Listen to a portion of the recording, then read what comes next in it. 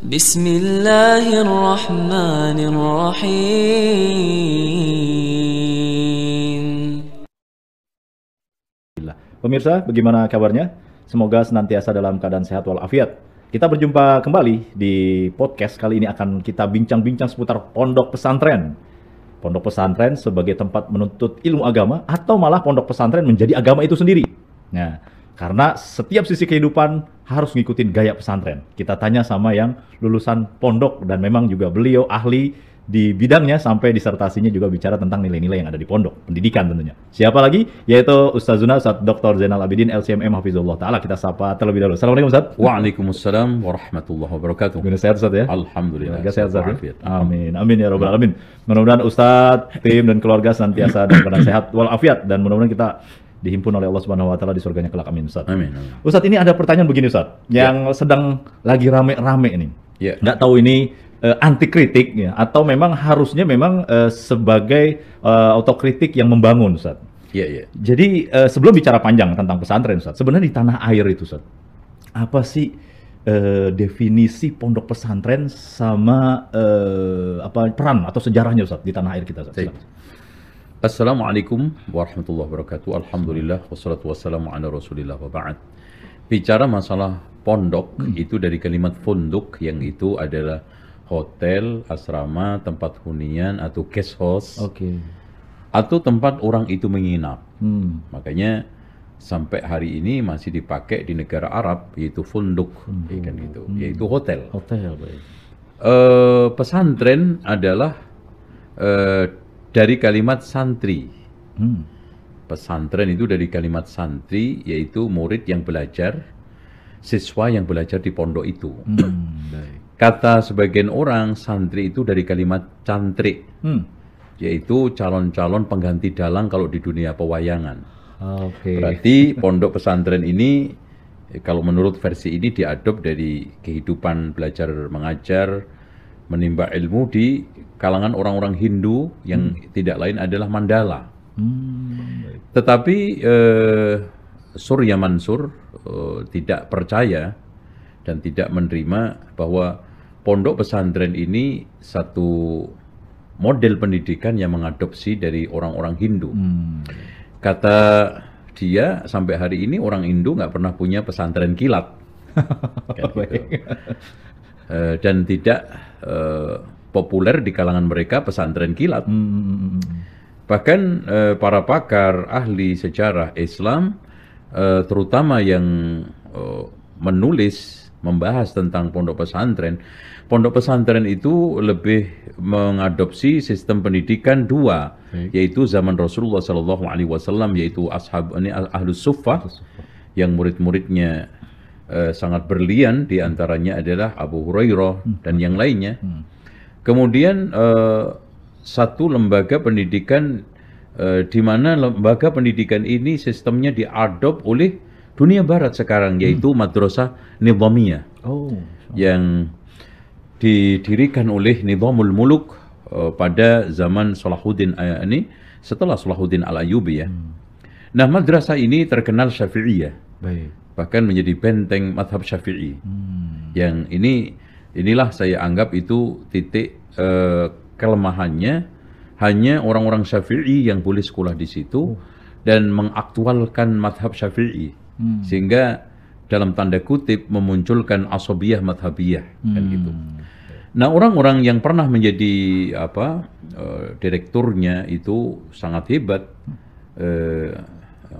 Izzuddin Abdul Salam, Abu Hamid Al-Ghazali, ya Ibnul Jauzi, dan juga masih banyak ulama-ulama yang dulu menjadi kepala sekolah di situ.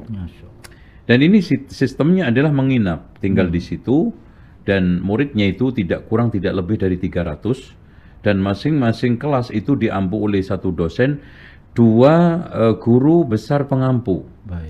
Dua guru besar pengampu ini ngerawat orang-orang yang sudah dimatangkan lagi, yang belum paham dipahamkan. Jadi tidak ada delay di dalam penanaman ilmu pengetahuan dan informasi tentang Islam. Jadi inilah yang dimaksud dengan belajar tuntas. Jadi nggak ada sekarang ketika selesai belajar mengajar, maka murid itu ditanya, kalian udah paham belum? Kalau paham sekarang sudah oke. Kalau belum paham, siapa yang belum paham? 5 dipanggil, 3 dipanggil, dikumpulkan. Nah, di tutorial oleh guru 2 ini tadi. Masya Allah ya. Jadi sehingga tidaklah keluar dari kelas selesai pembelajaran itu tuntas belajar selesai.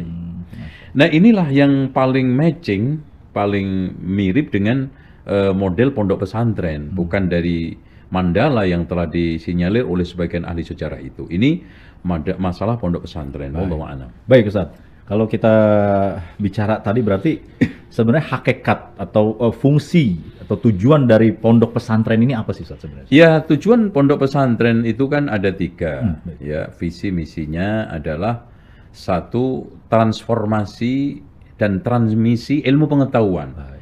Dan itu mencakup agama dan umum, dan zaman dulu tidak ada dikotomi. Kedua, merawat tradisi Islam dari akidah, akhlak, muamalah, ubudiyah, itu diajarkan sehingga menjadi praktek dalam keseharian, merawat tradisi Islam. Nah, yang ketiganya adalah mencetak ulama atau peneliti. Itu. Ini yang dilahirkan oleh Al-Madrasah Nizamiyah di Baghdad ketika itu, dan juga Ashabus Suffah. Jadi pendidikan itu kalau nggak menghasilkan ulama, ya menghasilkan peneliti. Jangan menghasilkan orang awam, gitu kan gitu. Ya itu namanya bukan pendidikan. Gitu.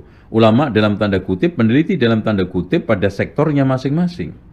Nah, ini kalau kita berbicara masalah tujuan pondok pesantren.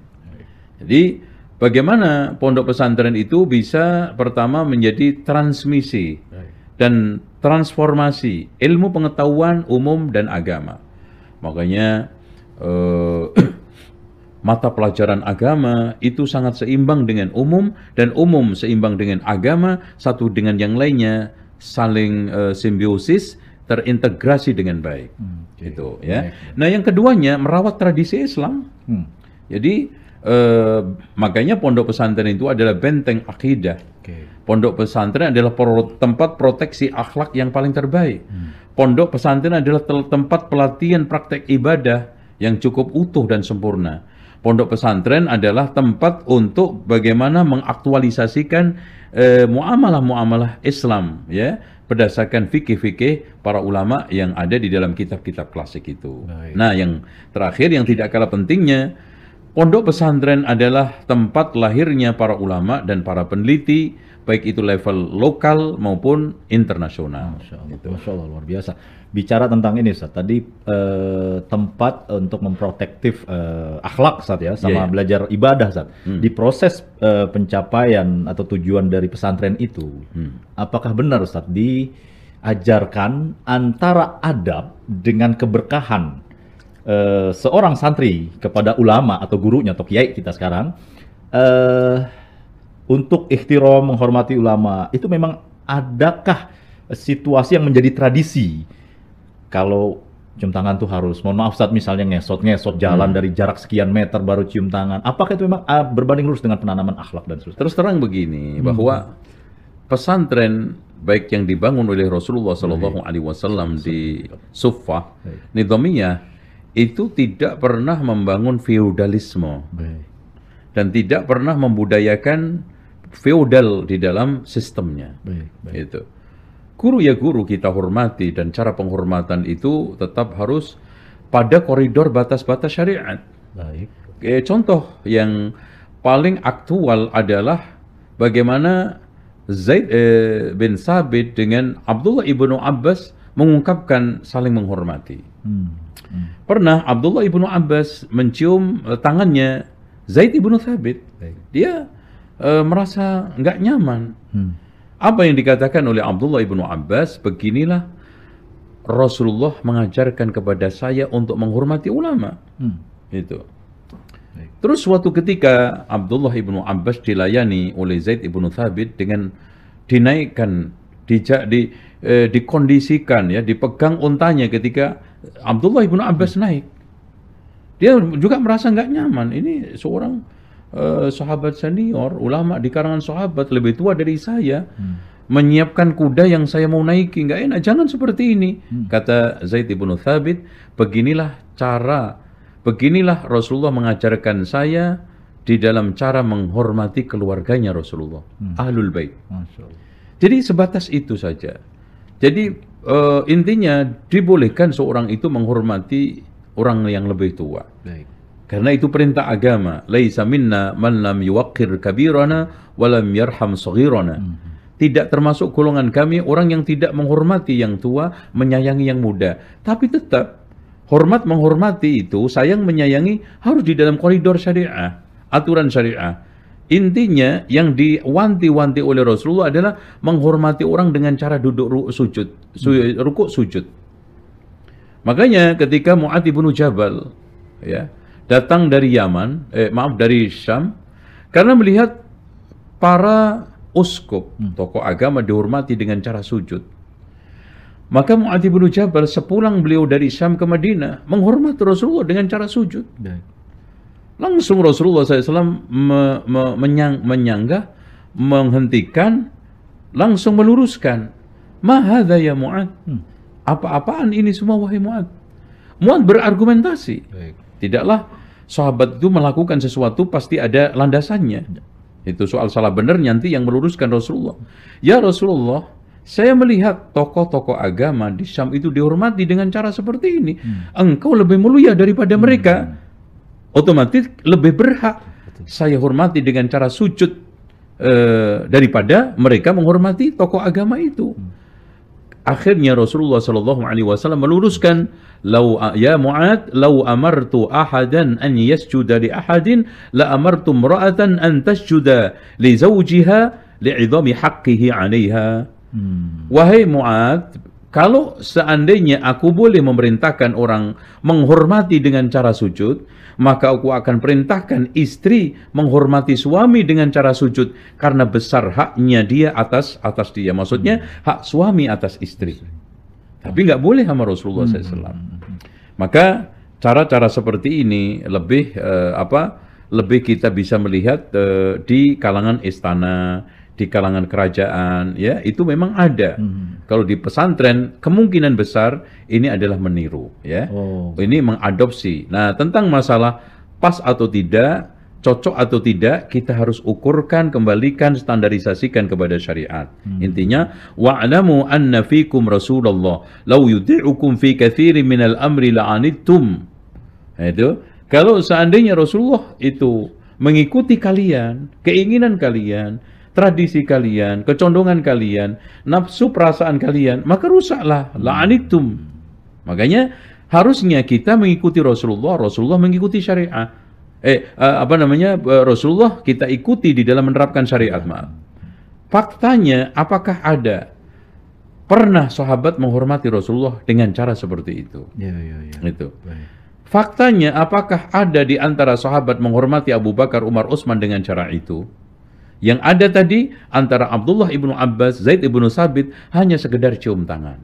Baik. Itu ya, wallahu a'lam. Cium tangan aja boleh Ustaz ya, gitu boleh. Ya. Yang nggak boleh kayak jalan gitu Ustaz ya, menundukkan sekian meter baru cium tangan bolak-balik lagi. Nah, udah gitu gini Ustaz. Ya. Bahwa ya sebenarnya di dunia akademis ilmiah Ustaz ya, boleh-boleh aja ya kasih masukan gitu Ustaz. Apalagi ada dalilnya, bukan atau anti kritik. Apalagi misalnya sampai menuduh balik bahwa hal-hal ini dilakukan, maka kita harus protes karena di balik ini ada orang-orang radikal yang mempengaruhi ini. Nah, ini gimana Ustaz? Ini yang kita itu kadang-kadang melihat sebagian mereka bahkan tokoh latah.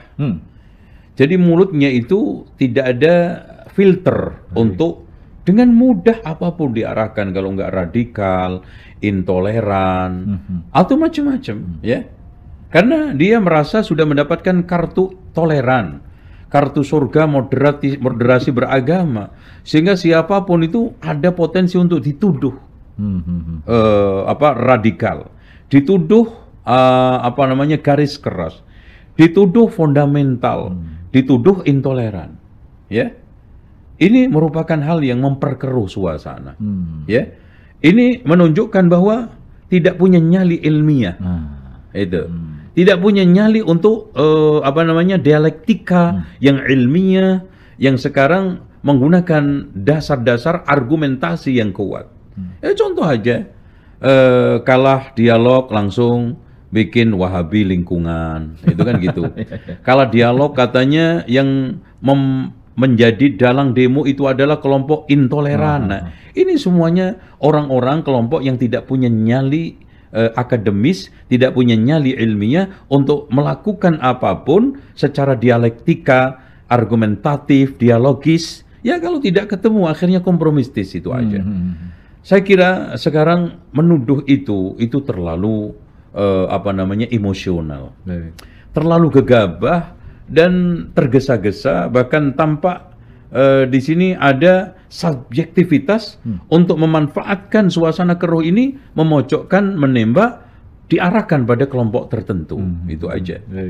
Sekarang tunjuk aja si fulan lah yang sekarang kan di situ itu banyak pihak-pihak, bahkan mungkin ada non-muslim. Ya.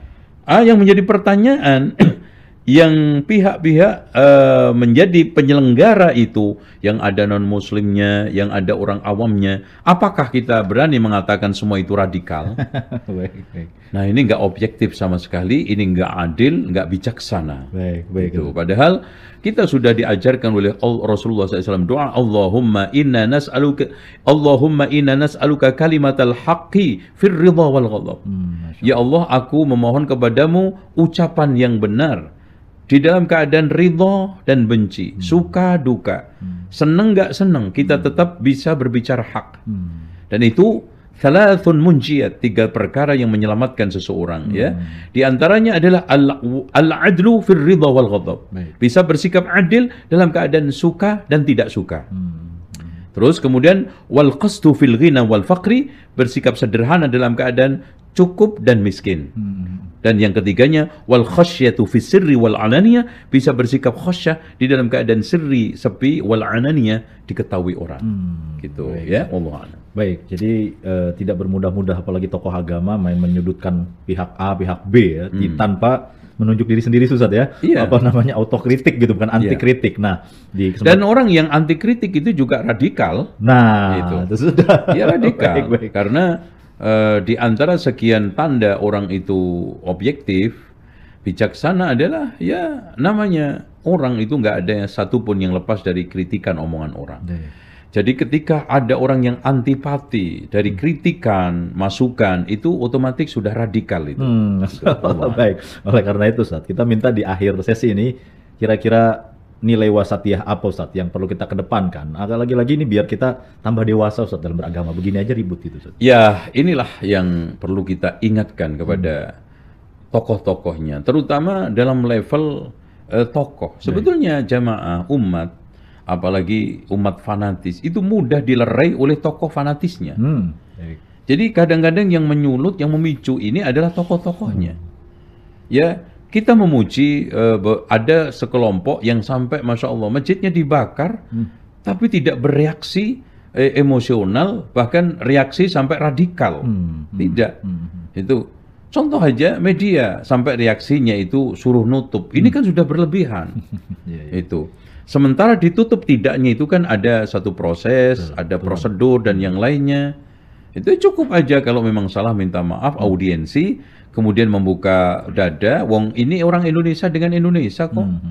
Terus kemudian orang Nusantara dengan orang Nusantara. Ya rakyat juga dengan rakyat, bahkan oleh Muslim dengan Muslim. Semua dinaungi oleh Pancasila dan Undang-Undang Dasar, masa sih nggak bisa dialog dengan cara yang baik. Betul. Sementara kadang-kadang kalau dia nyerang orang pun seenak-enaknya kadang, ya. Kalau mendiskreditkan tokoh yang karena minoritas, karena merasa nggak punya daya upaya, udah main hantam, main nuduh, main sikat, main serang kan gitu, ya. Itulah ketika merasa besar mayoritas, arogansi itu pasti muncul. Wallahu a'lam bishawab dan wallahul musta'an. Baik Ustaz. Apa poin dari yang kita kedepankan Ustaz dari nilai wasatiyah Ustaz di kondisi seperti ini? Ya, otomatis adalah al-adil, bersikap adil di dalam menilai orang lain, dan itu ciri khas ahlu sunnati wal jamaah yang dikatakan oleh Ibnu Taimiyah, ahlu sunnati yahkumuna ghairahu bil ilmi wal adli wal insaf la kahali ahli bidah bil jahli wal zulmi. Jadi ahli sunnah wal jamaah itu menghukumi orang lain dengan ilmu, adil dan objektif, tidak seperti ahli bid'ah dengan kebodohan, kezoliman dan ketidakobjektivitasan. Itu jadi adil yang harus kita Terus kemudian di sini ada as-samahah, yaitu toleran. Yang juga kita tidak kalah pentingnya adalah egaliter, musawah. Kita di sini di hadapan undang-undang dan yang lainnya sama. Dan juga memang sebagian pemberitaan dan juga awak media ini juga harus menjaga adab-adab pemberitaan, adab-adab informasi, adab-adab menyampaikan berita. Itu memang menyebut orang, sosok, terus kemudian lembaga dan yang lainnya ini memang sensitif. Ya, baik. Itu intinya al-qila wal qal itu dihindarkan, ya. Terus kemudian yang berikutnya wa idha'atul mal, menyanyiakan harta juga, ya, membuang-buang duit. Nah, wa kathratus soal, mengada-ada pertanyaan, mengada-ada sesuatu supaya hanya sekedar viral, ada tambahan sentimen dari jamaah, dari pengikut, viral dan yang lainnya, ini juga harus dihindarkan karena orang itu juga punya hak privasi dan juga nama baik untuk tidak dilecehkan. Masya Allah, menarik sekali pemirsa, dimanapun berada, objektif dan insya Allah kita kedepankan moderasi beragama atau dewasa dalam beragama. Kita ketemu lagi pemirsa di tayangan berikutnya. Kami yang bertugas mohon undur diri. Wassalamualaikum warahmatullahi wabarakatuh.